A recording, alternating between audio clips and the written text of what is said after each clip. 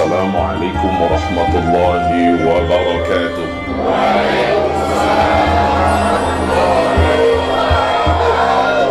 Alhamdulillah, wassalatu wassalam ala habibillah Sayyidina Muhammad Rasulillah sallallahu alaihi wasallam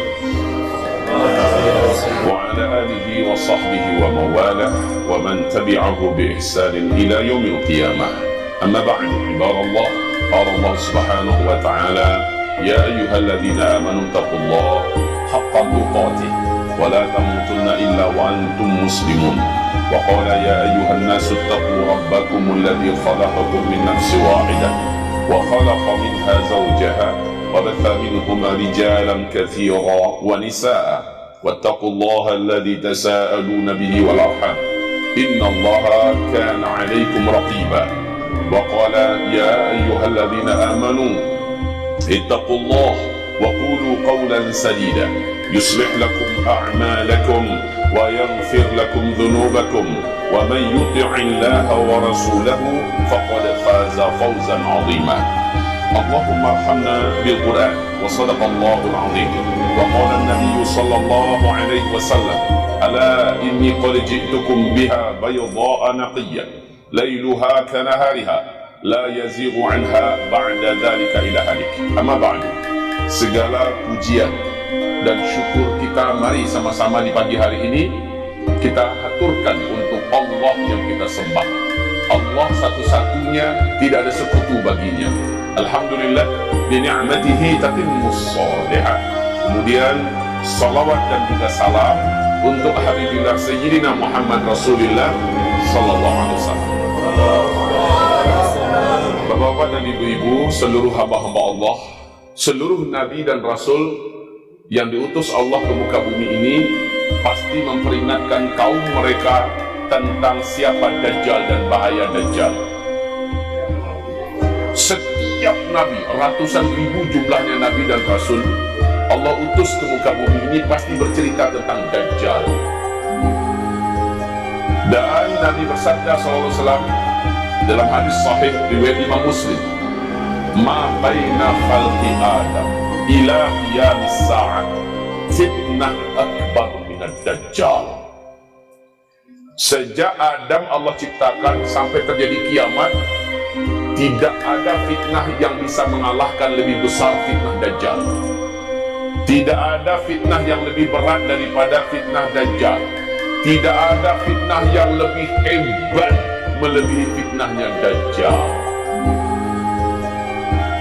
Di hadis yang lain Nabi bersabda, seandainya dikumpulkan semua bencana, petaka, fitnah yang ada di muka bumi ini sejak Adam diciptakan sampai hari kiamat, disatukan semuanya, lalu diletakkan di satu timbangan fitnah-fitnah tersebut, lalu Dajjal muncul dengan membawa fitnahnya tersendiri, diadu mana lebih berat, maka kata Rasulullah, lebih berat dan lebih hebat fitnah Dajjal dibandingkan seluruh fitnah yang pernah terjadi sejak Adam ciptakan sampai hari kiamat. Bayangkan betapa berbahayanya fitnah Dajjal ini. Sebab apa? Fitnah Dajjal ini akan mengantarkan manusia yang terfitnah masuk neraka jahanam, kekal di neraka jahanam selama-lamanya. Sebab Dajjal akan mengklaim dirinya lah Tuhan yang selama ini disembah. Hai orang-orang Kristen yang kalian sembah selama ini adalah saya. Hai orang-orang Islam yang kalian sembah selama ini adalah saya. Sekarang saya telah hadir sujud. Dan Dajjal mampu membuktikan apapun yang diminta oleh manusia. Kalau kamu memang Tuhan, sanggupkah kamu melakukan ini? Oke, kata Dajjal. Kalau saya lakukan, kamu beriman? Saya beriman. Maka Dajjal pun melakukannya. Ada yang masih belum beriman? Saya baru beriman kepada kamu. Apabila kamu bisa begini-begini, dia pun melakukannya. Maka orang ini pun beriman. Murtad dia dan kafir kepada Allah. Dia pun sujud kepada Dajjal. Apapun yang diminta manusia, Dajjal bisa melakukannya. Makanya kata Rasulullah, fitnah terberat di muka bumi adalah kemunculan Dajjal. Arti Dajjal itu apa? Dajjal itu artinya adalah sang maha pembohong, sang maha pendusta. Itu arti Dajjal. Bapak Ibu yang kami muliakan, Dajjal, kata Rasulullah, adalah seorang lelaki dari keturunan Nabi Adam. Berarti Dajjal bukan simbol, Dajjal bukan sebuah negara, Dajjal bukan bisa diartikan dengan artian yang lain. Dajjal itu adalah seorang lelaki, tubuhnya sedikit lebih pendek daripada tubuh-tubuh kalian, tapi full daging, gombal dan kuat sekali. Bahu kanan dengan bahu kirinya saling berjauhan, dadanya lebar, dan itu sekal full daging. Rambutnya keribu. Sementara di antara kedua alisnya hanya orang-orang beriman yang sanggup membaca, walaupun dia tidak pandai membaca, tapi Allah izinkan saat itu dia bisa melihat kafaro, kafir, di antara kedua alisnya. Kedua bola matanya menyembul keluar, jijik kita melihatnya. Kedua bola matanya menyembul keluar, hanya bola mata yang sebelah kanan tertutupi oleh daging kening yang meleleh dan menutupi ini, sehingga tampak tonjolan itu seperti tonjolan jengkol ya, padahal ada biji di dalamnya, kan begitu kan?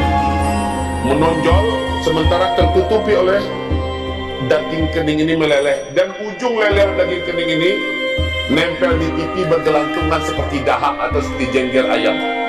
Menjijikkan. Warna kulitnya gelap, kata Rasulullah, coklat kehitam-hitaman, dan ada beberapa bercak merah di bawah kulitnya. Kedua kakinya ketika sedang berjalan, dua mata kakinya saling berjauhan, dua jempol kakinya saling berdekatan. Tapi sudahlah bentuknya jelek, dia kemana pergi selalu didampingi oleh wanita-wanita tercantik. Dan dia bisa berpindah dari satu kota ke kota yang lain hanya hitungan detik tanpa alat. Sampai dia di kota yang lain, sampai di kota yang lain. Dan dia mendemonstrasikan kemampuan-kemampuan yang belum pernah ada manusia di muka bumi ini, bahkan teknologi mampu melakukan apa yang dilakukan oleh Dajjal. Kemudian Dajjal mengatakan, "Sayalah Tuhan kamu." Siapapun yang berjumpa dengan Dajjal pasti akan hilang iman di dadanya. Dia kafir kepada Allah dan dia akan sujud menyembah Dajjal.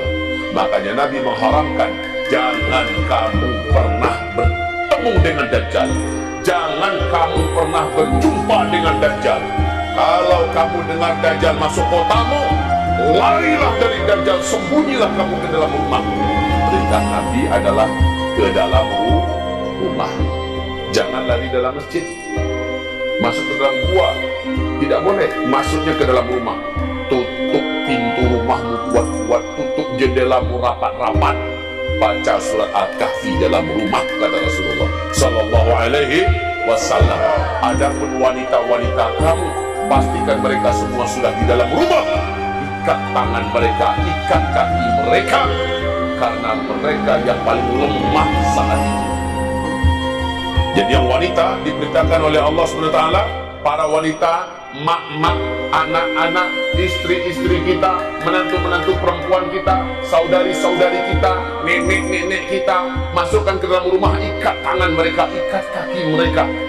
Selama Dajjal masih ada di negeri, di kota kita itu, jangan biarkan ada pintu yang terbuka, jangan biarkan ada wanita yang lepas dari ikatannya. Baca surah Al-Kahfi di dalam rumah itu. Siapa yang melakukan itu dia selamat, yang tidak melakukan itu dia akan celaka. Ini perintah Rasulullah Sallallahu Alaihi Wasallam. Dajjal ini memang satu orang, tetapi kemampuannya adalah seluruh setan dari bangsa jin di muka bumi ini tunduk kepada Dajjal. Bisa bayangkan kemampuan Dajjal? Setan seluruhnya satu bumi ini, mau setan di Eropa, setan di Afrika, setan di darat, setan di langit, semuanya tunduk pada perintah Dajjal. Padahal Dajjal ini adalah seorang manusia, satu orang saja. Cuma seluruh kekuatan gaib tunduk pada Dajjal. Saya rasa Bapak Ibu sudah bisa membayangkan kesaktian apa yang diberikan oleh Allah kepada Dajjal. Nabi berkata, tidak akan ada seorang pun di antara kamu sanggup melawan Dajjal. Takkan ada. Nanti Bahkan ada seorang lelaki yang merasa sangat percaya diri, imannya sudah sangat kuat, tidak mungkin dia akan murtad bila dia berjumpa dengan Dajjal. Saat Dajjal masuk ke kotanya, dia ingin berdebat dan menantang Dajjal. Laki-laki ini pun keluar. Tapi ketika dia melihat Dajjal, Dajjal melihatnya. Fitnah yang ada pada Dajjal, kekuatan yang ada pada Dajjal menyebabkan iman di dalam dadanya keluar dari dadanya, dari hatinya. Dia pun kafir kepada Allah, dia pun sujud menyembah Dajjal. Padahal tadi dia merasa iman sangat kuat. Walaupun Dajjal sudah keluar meninggalkan kotanya, dia akan tetap kafir kepada Allah sampai dia mati. Maka dia menjadi ahli neraka jahanam, kekal di dalamnya selama-lamanya. Makanya Nabi mengharamkan, jangan kamu jumpa dengan Dajjal. Dan apa kata Rasulullah?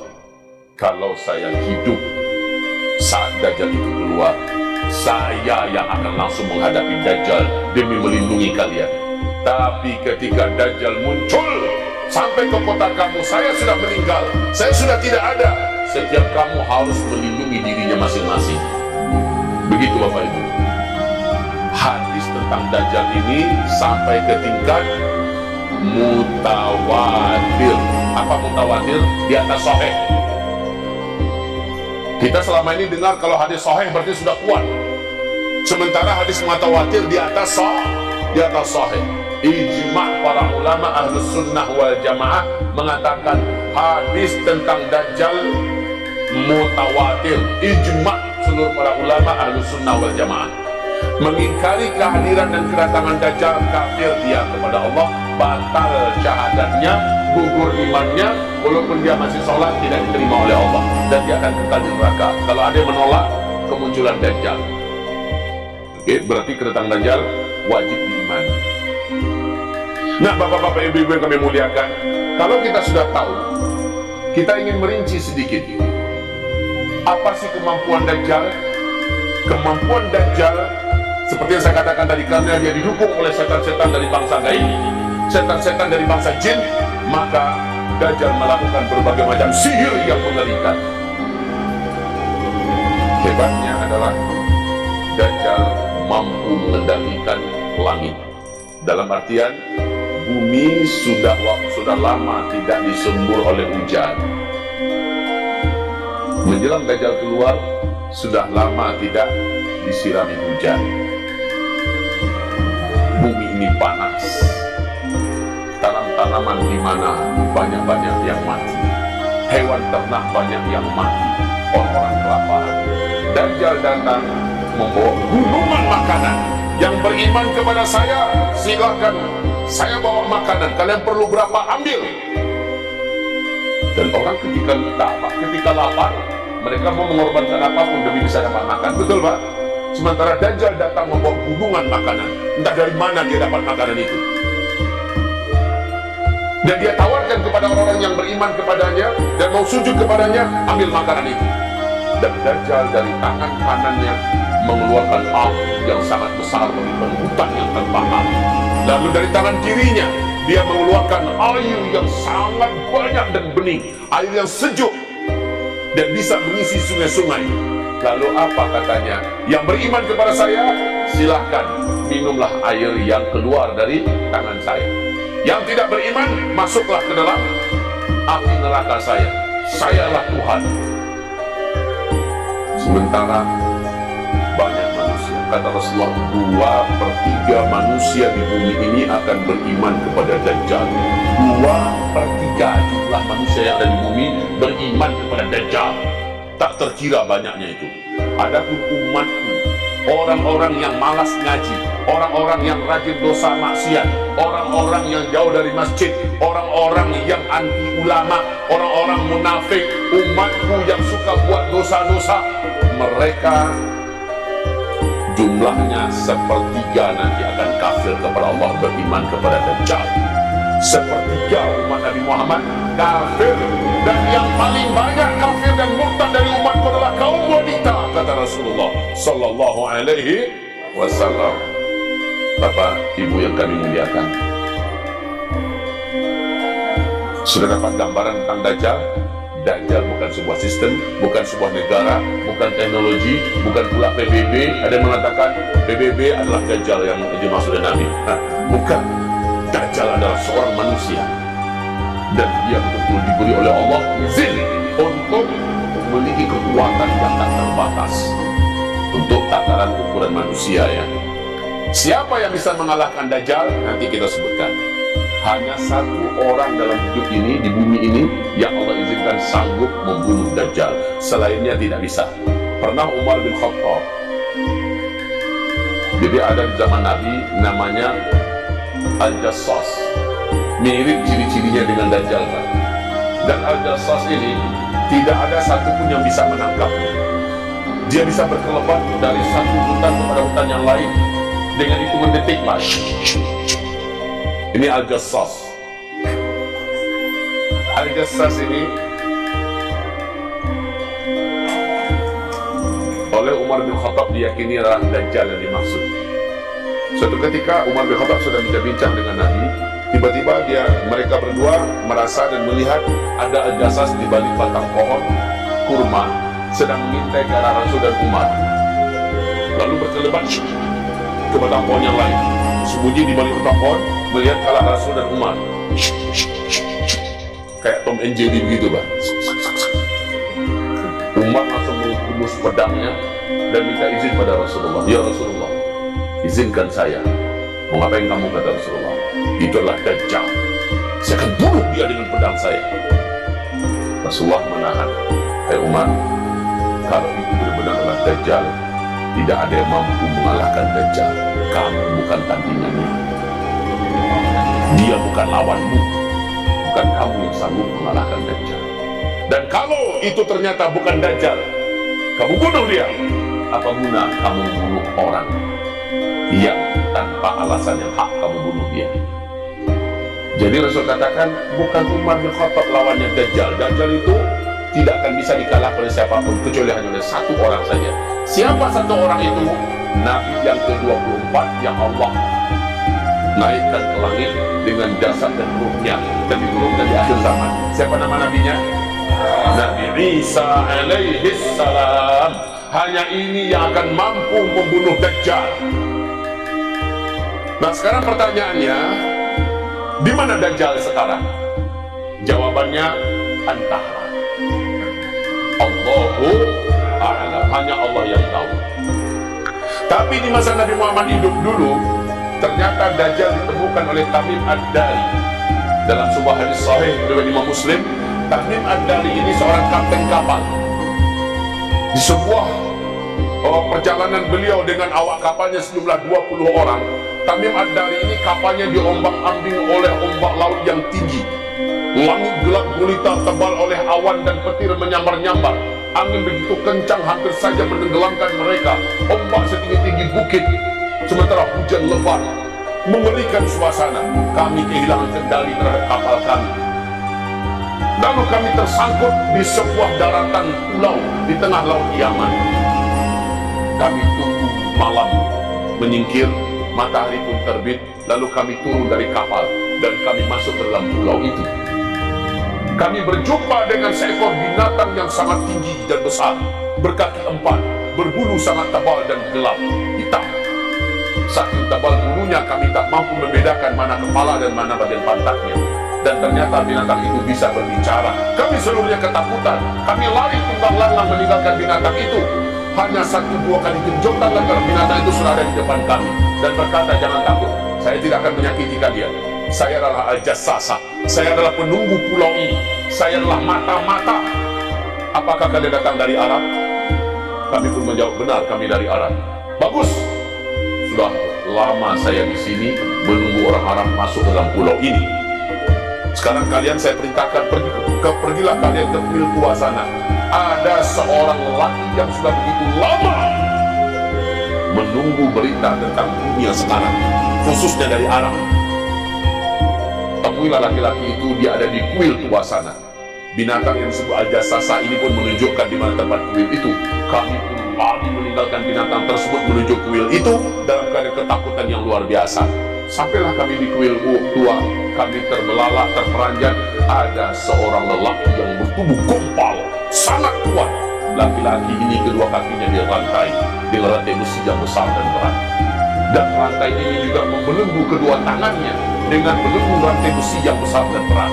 Dan juga membelenggu lehernya. Kami berkata, celakalah engkau, manusia apa kamu ini? Maka laki-laki yang dirantai itu menjawab, nanti saya kasih tahu kepada kalian siapa saya. Yang pasti saya tidak akan bisa menyakiti kalian. Allah sedang membelenggu fisik saya dan sedang mengunci kemampuan saya.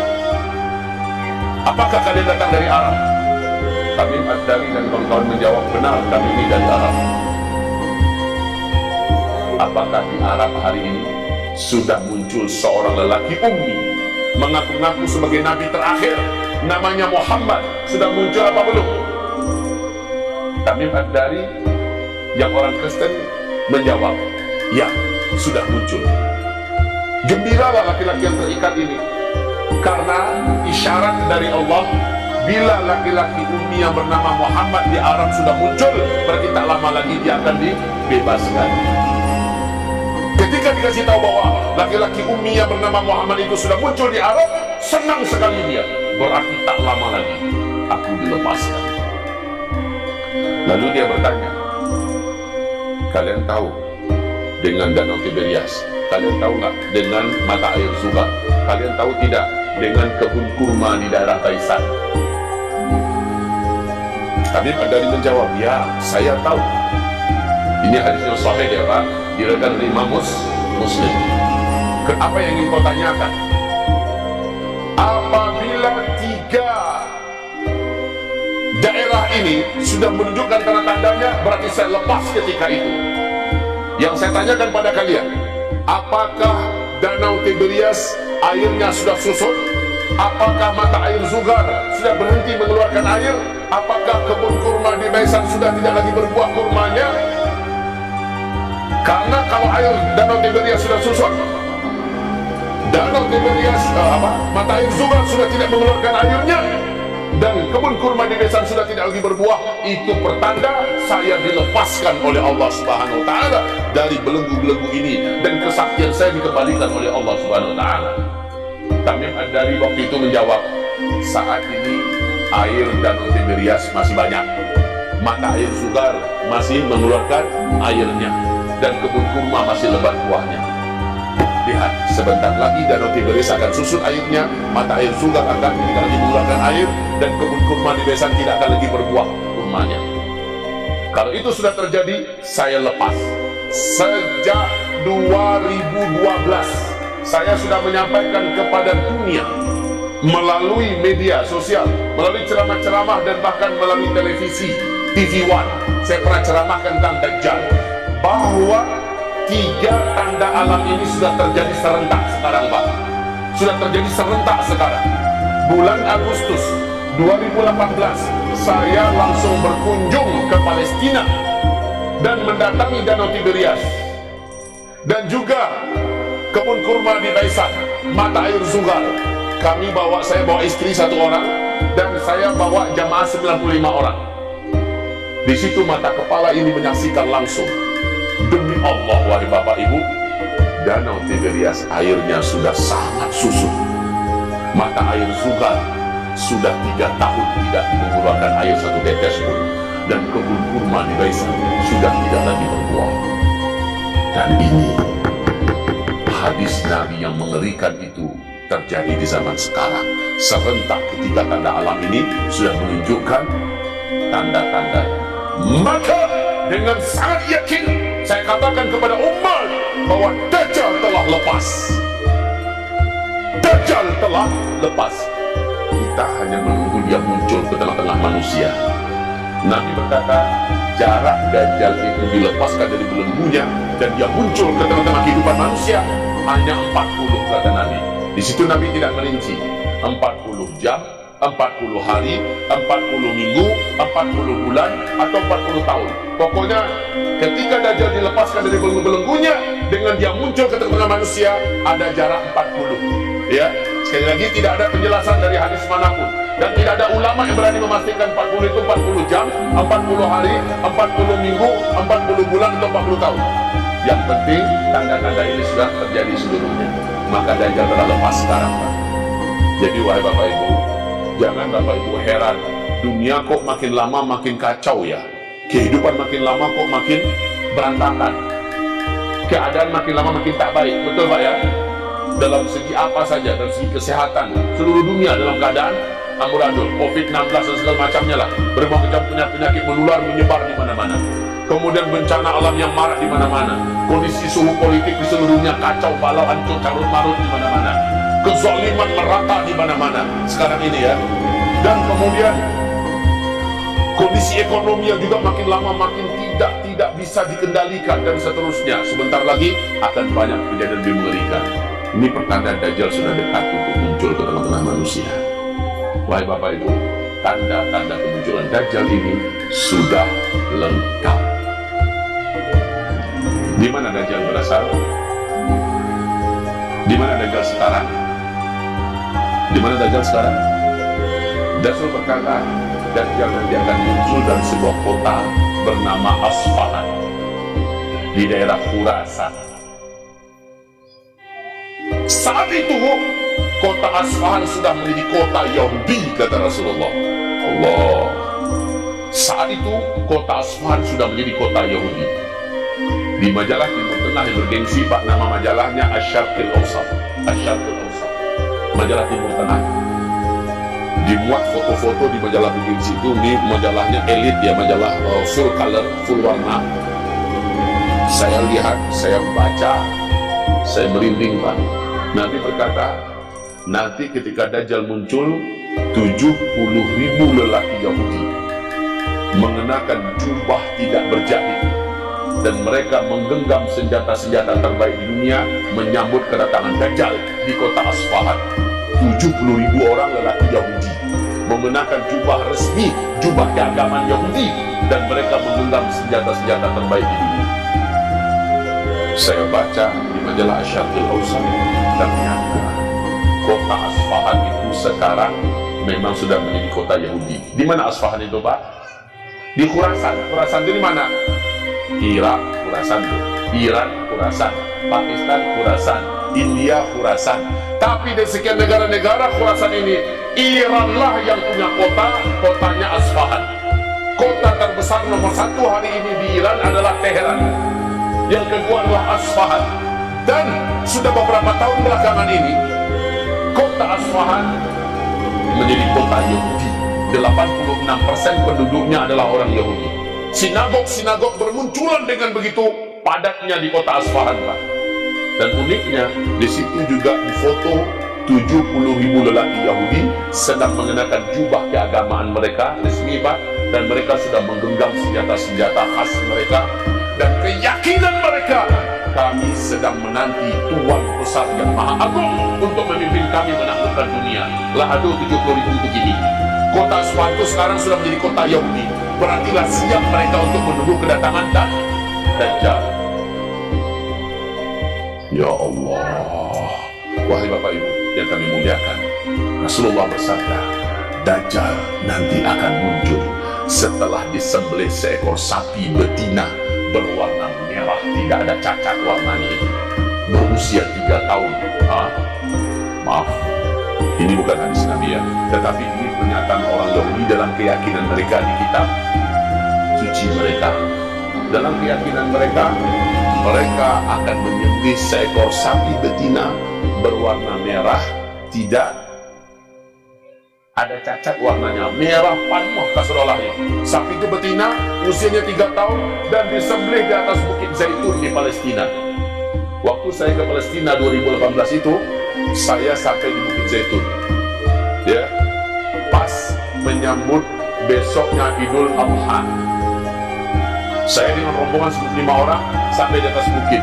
Ternyata Bukit Zaitun tersebut sekarang resmi dijajah oleh Israel dan dijadikan milik Israel, Pak. Bukit Zaitun itu. Saya disitu memberikan kajian di petang hari sambil menyambut waktu berbuka karena besok Idul Adha. Apa kata saya? Disinilah sapi betina itu nanti akan disembelih di atas Bukit Zaitun.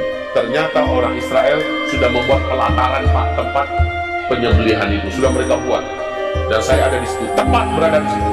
Foto-fotonya dan videonya masih ada di media Uzma Media TV channel kami. Wahai Bapak Ibu yang kami muliakan, berita saja bagi Bapak Ibu bahwa sesungguhnya tahun 2018 akhir Israel telah mengumumkan kepada dunia di televisi resmi mereka bahwa di Israel telah lahir seekor sapi betina berwarna merah. Akhir 2018. Akhir 2018. Apa kata Nabi Yahudi? Sudah lebih 2000 tahun kami menanti kelahiran sapi ini. Sekarang sudah lahir. Maka mereka pun menjaga dan merawatnya dengan baik. Di usia 3 tahun nanti kami akan sembelih di atas bukit Tursina, di atas bukit Zaitun. Dan ini untuk menyambut kedatangan Sang Tuan Raja Maha Agung kami untuk memimpin kami menguasai seluruh dunia. Jadi sapi itu kini Allah lain. Artinya 2021 ini usianya sudah 3 tahun. Tanda-tanda alam Danau Tiberia susut telah terjadi. Kemudian mata air Zuhar sudah tidak berair, kebun kurma sudah tidak berbuah. Sementara orang-orang Yahudi 70.000 di Asfahan sudah siap, dan bukit Zaitun sudah dikuasai Israel. Sapi betina juga sudah lahir. Apakah ini tidak membuat Bapak Ibu gentar dalam hati? Apakah ini tidak membuat kita khawatir? Lalu kita bertanya-tanya, Allah kau siap di mana kau tahu? Sementara tidak klik pada itu keluar. Dan Dajjal ketika keluar, dia akan masuki seluruh kota-kota yang ada di muka bumi. Orang-orang yang ada di dusun-dusun, di pelosok-pelosok, yang ada di kebun-kebun, malah nanti ketika Dajjal sampai ke kota, mereka yang akan datang berduyun-duyun menyambut kedatangan Dajjal.